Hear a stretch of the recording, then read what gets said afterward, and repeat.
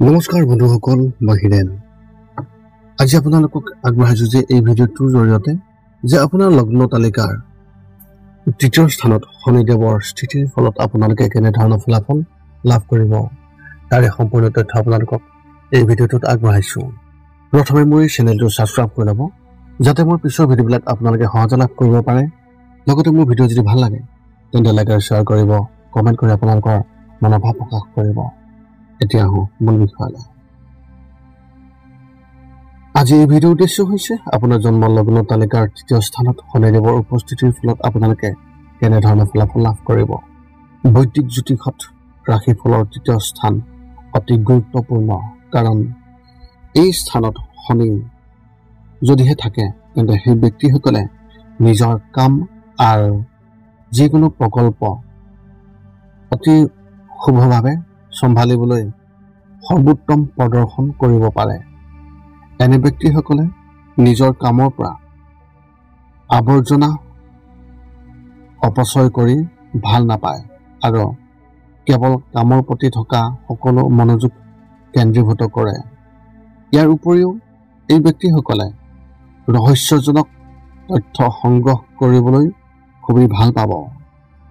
জ্যোতিষৰ মতে ৰাশিফলৰ তৃতীয় স্থানত যদিহে শনিদেৱৰ স্থিতি থাকে, ইয়াৰ গুৰুত্ব অনুসৰি ৰাশিফলৰ তৃতীয় ঘৰটো সেই ব্যক্তিজনৰ ভাই ভনী আৰু সৌন্দৰ্যৰ সৈতে জড়িত ৰাশি চক্ৰত মিথুন ৰাশিত থাকে আৰু তৃতীয় স্থানৰ শনিদেৱৰ উপস্থিতিয়ে সেই ব্যক্তিজনক খুবেই ভাল প্ৰভাৱ পেলাব পাৰে। কিন্তু সেই ব্যক্তিয়ে সদায় মনত ৰখাটো অতি প্ৰয়োজন যে শনিদেৱকো এটা অশুভ গ্ৰহ বুলি গণ্য কৰা হয়। গতিকে ইয়াৰ বাবে অপ্ৰয়োজনীয় সমস্যাও জীৱনত আহিব পাৰে। তৃতীয় স্থানত শনিদেৱৰ উপস্থিতিৰ বাবে সেই ব্যক্তিসকলে যিকোনো কাম কৰি অতি সহজে সমাধান কৰিবলৈ সক্ষম হয়। এতিয়া আপোনালোকে জানি লওক যে এই শনিদেৱৰ তৃতীয় স্থানত স্থিতিৰ ফলত ইয়াৰ যি বৈশিষ্ট্য। যেতিয়া শনি ৰাশিফলৰ তৃতীয় স্থানত স্থান লয়, এই ক্ষেত্ৰত সেই ব্যক্তিসকলে বুদ্ধিমান আৰু উদাৰ স্বভাৱ গ্ৰহণ কৰে, কিন্তু তেওঁলোক এলেহুৱা স্বভাৱৰ হ'ব পাৰে। কেৱল এয়াই নহয়, এনে ব্যক্তিৰ মনত সদায় অশান্তি আৰু বিভ্ৰান্তিৰ সৃষ্টি হয়। সংগ্ৰামৰ পৰিস্থিতিত আৰু কঠোৰ পৰিশ্ৰমৰ পিছতো যদি তেওঁলোকে বিফলতা লাভ কৰিছে তেন্তে এই ব্যক্তিসকলে অতি দুখী অনুভৱ কৰে। ইয়াৰ বাহিৰেও এই ব্যক্তিসকলৰ ভাতৃৰ সৈতে মানসিক চাপৰ সম্পৰ্ক আছে আৰু এনে ব্যক্তিসকলে কেৱল পিতৃ মাতৃৰ পৰা আশীৰ্বাদ আৰু মৰমৰ একো নাপায় আৰু তেওঁলোকে নিজৰ শক্তিৰ ওপৰত সংগ্ৰামৰ সন্মুখীন হয়। ৰাশিফলৰ তৃতীয় স্থানত শনিদেৱৰ অৱস্থানে সেই ব্যক্তিসকলক ন্যায়প্ৰিয়, প্ৰামাণিক আৰু চতুৰ চালাককো বিশেষভাৱে কৰি তোলে। এনে ব্যক্তিসকল হ'ব পাৰে গম্ভীৰ বুদ্ধিমত্তা আৰু পৰামৰ্শদাতা ব্যক্তি থকা ব্যক্তি। ইয়াৰ লগতে এই ব্যক্তিসকলে জ্যোতিষৰ দৰে গভীৰ সূত্ৰৰ প্ৰতিও আগ্ৰহী হ'ব পাৰে। এই ব্যক্তিসকলে সুস্থ যোগী আৰু বিশেষ কাম কৰাত এই ব্যক্তিসকল অতি শাৰীৰিক হ'ব পাৰে।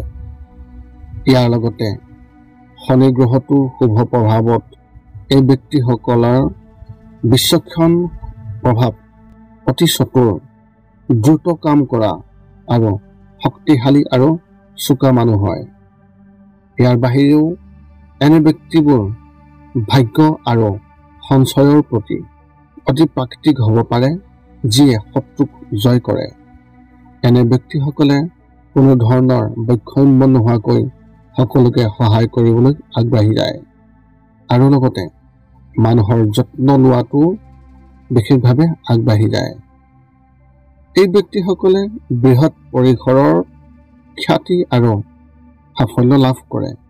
ইয়াৰ লগতে এই ব্যক্তিসকলে সকলো উত্তম বাহন, গাঁও বা চহৰৰ মুৰব্বী আৰু এখন ৰাজ্যৰ মহান ব্যক্তিৰ মৰ্যাদাও পাব পাৰে। ইয়াৰ উপৰিও জ্যোতিষ বিজ্ঞানত কোৱা হৈছে যে এই ব্যক্তিসকলৰ বন্ধুৰ সংখ্যাও অধিক হ'ব আৰু সেই ব্যক্তিসকল বিপৰীত লিংগত অতি জনপ্ৰিয় হ'ব। ইয়াৰ লগতে এনে ব্যক্তিসকলে ভাল টকা পইচা উপাৰ্জন কৰে। এই তৃতীয় স্থানত শনিদেৱৰ উপস্থিতিৰ ফলত অশুভ অৱস্থানেও বিশেষভাৱে সেই ব্যক্তিসকলক কিছু বিপৰীত ফলাফল দিব পাৰে, যাৰ প্ৰভাৱত ব্যক্তিজন এলেহুৱা আৰু অসুখী হ'ব পাৰে আৰু লগতে মনটো বিচলিত হ'ব পাৰে। এই ব্যক্তিসকলেও শিক্ষাৰ ক্ষেত্ৰত কিছু বিঘ্নিত ঘটাব পাৰে। ইয়াৰ লগতে বৰষুণ বা ঠাণ্ডা বতৰত শাৰীৰিক দুখ পোৱা পাব। ইয়াৰ উপৰিও এই ব্যক্তিসকলে ৰহস্যময় কথাত তথ্য সংগ্ৰহৰ বাবে অধিক আগ্ৰহী। ইয়াৰ লগতে এই ব্যক্তিসকলে বিদেশত কাম কৰাত অতি খুব ভাল সুযোগ পাব পাৰে বা তেওঁলোকে বিদেশ ভ্ৰমণো কৰিব পাৰে। ব্যৱসায়ৰ সৈতে জড়িত বিশেষ ভ্ৰমণো তেওঁলোকে লাভ কৰিব পাৰে বা ব্যৱসায় ক্ষেত্ৰতো দূৰলৈ যাবলগীয়া হ'ব পাৰে। জ্যোতিষ অনুসৰি যদি তৃতীয় স্থানত শনিদেৱ উপস্থিত থাকে, এই ব্যক্তিসকল ভাই ভনী বা ঘনিষ্ঠ বন্ধুৰ সৈতে সম্পৰ্ক নষ্ট কৰিব পাৰে। ইয়াৰ উপৰিও শনিৰ অশুভ অৱস্থানে ব্যক্তিজনৰ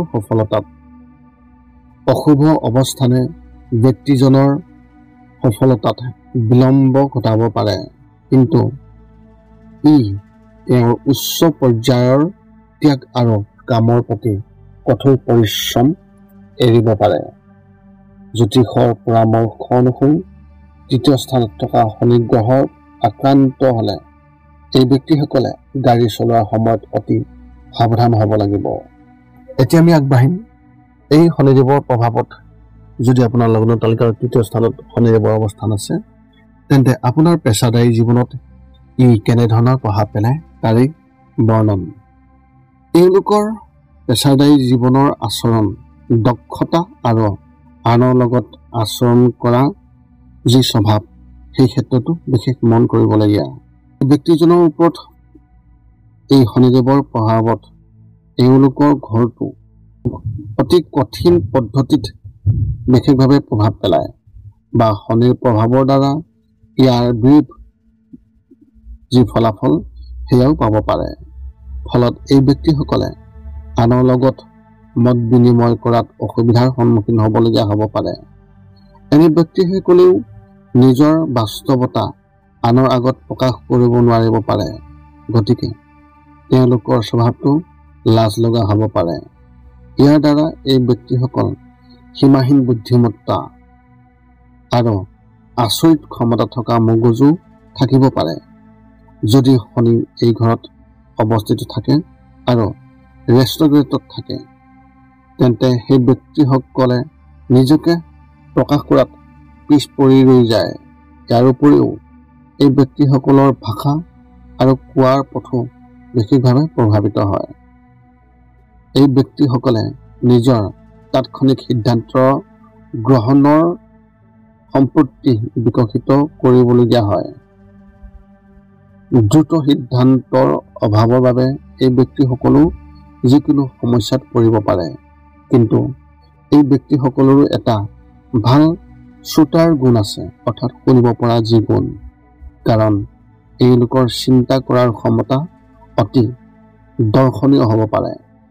এনে ব্যক্তিসকলে কেতিয়াবা কাৰোবাৰ গোপন কথা, আনৰ প্ৰতি থকা যি কথা, সেই কথাখিনি উদঙাই দিয়ে, কাৰণ তেওঁলোকৰ উদাৰতা আৰু আনৰ ওপৰত বিশ্বাসৰ ভাৱ নিশ্চয়কৈ আছে। তৃতীয় স্থানত থকা শনিদেৱৰ উপস্থিতিৰ ফলত বিবাহিত জীৱনৰ ওপৰত কেনেধৰণৰ প্ৰভাৱ পৰে তাৰে বৰ্ণন জানি লওক। জ্যোতিষত তৃতীয় স্থানত শনিদেৱৰ প্ৰভাৱৰ বাবে সেই ব্যক্তিসকলৰ বিবাহিত জীৱনত বহু ধৰণৰ সমস্যা দিব পাৰে। এই ব্যক্তিসকলৰ পত্নীৰ সৈতে বা স্বামীৰ সৈতে পাৰস্পৰিক সমৰ্থন আৰু সমন্বয় সাধন কৰিবলৈ তেওঁলোকৰ সংগীৰ সৈতে অটল বিশ্বাসৰ ভাৱ থাকিব লাগিব। এই অৰ্থত শনিদেৱৰ শুভ প্ৰভাৱৰ বাবে সেই ব্যক্তিজনে সৎ আৰু প্ৰকৃত জীৱন সংগীও পাব পাৰে। একে সময়তে এনে লোকসকলৰ প্ৰকৃত প্ৰেমৰ সন্ধানত বহু দূৰলৈ যোৱাৰ ক্ষমতাও থাকিব পাৰে।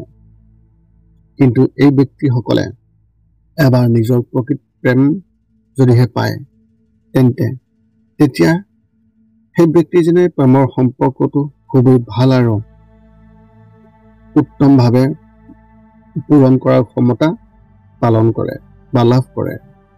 ৰাশিফলৰ তৃতীয় স্থানত শনিয়ে অনুকূল প্ৰভাৱ পেলাব পাৰে। সেই ব্যক্তিসকলক যদিহে অনুকূল থাকে শনিদেৱৰ স্থিতি, তেন্তে সেই ব্যক্তিসকলক জীৱনৰ কিছু বিশেষ সময় নিজৰ জীৱনসংগীৰ সৈতে কটাবলৈ সুযোগ দিয়ে। এই পৰিস্থিতিত নেটিভ আৰু তেওঁৰ জীৱনৰ সংগীয়ে আন্তৰিক সম্পৰ্ক গঢ়ি তুলিব পাৰে। এই অৰ্থত শনিদেৱৰ অনুকূল অৱস্থাই বৈবাহিক সম্পৰ্কত অনুকূল প্ৰভাৱ পেলাব পাৰে। তৃতীয় স্থানত থকা শনিদেৱৰ স্থিতি আৰু আপোনাৰ কেৰিয়াৰৰ ওপৰত কেনেধৰণৰ প্ৰভাৱ পৰিব তাৰে বৰ্ণন জানি লওক। আপোনাৰ এডুকেশ্যন অৰ্থাৎ শিক্ষাৰ সৈতে জড়িত বিষয়টো শনি খুবেই ভাল বুলি গণ্য কৰা নহয়। এনে লোকে অধ্যয়নৰ ক্ষেত্ৰত বহু সমস্যাৰ সন্মুখীন হয়। এই ব্যক্তিসকলৰ শিক্ষাৰ ফলাফলৰ ওপৰত যিমানেই প্ৰভাৱ ওলাব সিমানেই সেই ব্যক্তিজনৰ নিজৰ অধ্যয়ন অসম্পূৰ্ণ হৈয়ে থাকিব। ইয়াৰ বাহিৰেও শনিদেৱৰ প্ৰভাৱৰ বাবে এই ব্যক্তিসকলে নিজৰ মন অনুসৰি কেৰিয়াৰ বাছি ল'ব পৰা কিছু অসুবিধা হয়। তৃতীয় স্থানত শনিদেৱৰ প্ৰভাৱৰ বাবে সেই ব্যক্তিজনৰ যথেষ্ট জ্ঞান থাকিব পাৰে, কিন্তু তেওঁলোকে এই জ্ঞান সঠিকভাৱে ব্যৱহাৰ কৰিবলৈ সক্ষম নহ'ব। এই অৰ্থত শনিদেৱৰ প্ৰভাৱ সেই ব্যক্তিজনে শিক্ষাৰ সৈতে জড়িত চাকৰি বা ব্যৱসায়ত নিজৰ বৃত্তি বা কেৰিয়াৰ হিচাপে বাছি ল'ব পাৰে। এনে ব্যক্তিসকলে নিজৰ কাম ভালদৰে কৰিবলৈ সক্ষম হয়, যাৰ বাবে এই ব্যক্তিসকলেও নিজৰ চাকৰি পক্ষ পাব পাৰে।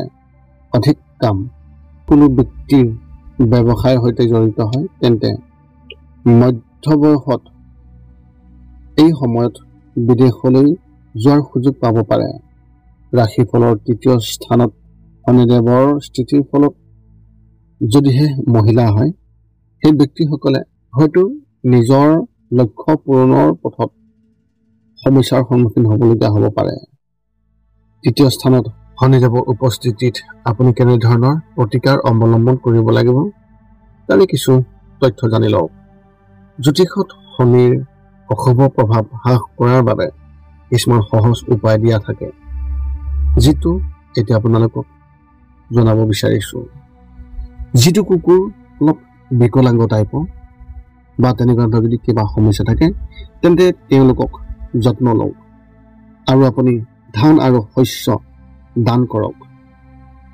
আপুনি হনুমান চালিচা আবৃত্তি কৰক। শনিবাৰে আপোনাৰ যিকোনো শনি মন্দিৰলৈ গৈ শনিদেৱক যথাযথভাৱে পূজা কৰক। যদি আপোনাৰ ঘৰৰ মূল গেটখন দক্ষিণ দিশৰ ফালে থাকে তেন্তে পৰামৰ্শ লৈ লগে লগে বন্ধ কৰক। শনি চালিচা দৈনিক পঢ়ক। প্ৰতি শনিবাৰে শনি চালিচা ব্যক্তিসকলক শুনাব পাৰিলে বেছি ভাল আৰু দান কৰক। মদ্যপান আৰু অনিৰামিষ পদাৰ্থ সেৱন নকৰিব। লগতে ডিঙিৰ চাৰিওফালে সাতমুখী ৰুদ্ৰাক্ষ পৰিধান নকৰিব। শনিদেৱৰ বিশেষ প্ৰতিকাৰৰ ক্ষেত্ৰত এই তথ্য মানি লওক। যদি আপুনি বিচাৰে যে শনি প্ৰতিকাৰ কৰিম বুলি তেন্তে আপুনি 8টা শনিবাৰৰ সেই নিয়ম পালন কৰিব লাগিব, যিকেইটা নিয়ম আপোনালোকে ডিছক্ৰিপশ্যনত লাভ কৰিব সম্পূৰ্ণ শুদ্ধভাৱে। আৰু সেইমতে আপোনালোকে যদিহে কাম কৰে বা সেই প্ৰতিকাৰ অৱলম্বন কৰে নিশ্চয়কৈ আপোনালোকে সেই শনিদেৱৰ নিগেটিভ প্ৰভাৱৰ পৰা আপোনালোকে লাভ কৰিব পাৰিব সুফল। উপসংহাৰ হিচাপে আপোনালোকক এতিয়া জনাব বিচাৰিছোঁ যে মুঠতে ৩য় স্থানত শনিদেৱৰ উপস্থিতিৰ ফলত এনে ব্যক্তিসকলে কঠোৰ পৰিশ্ৰম কৰে আৰু শনিৰ প্ৰভাৱৰ বাবে নিজৰ ভাগ্য সলনি কৰাৰ শক্তি থাকে।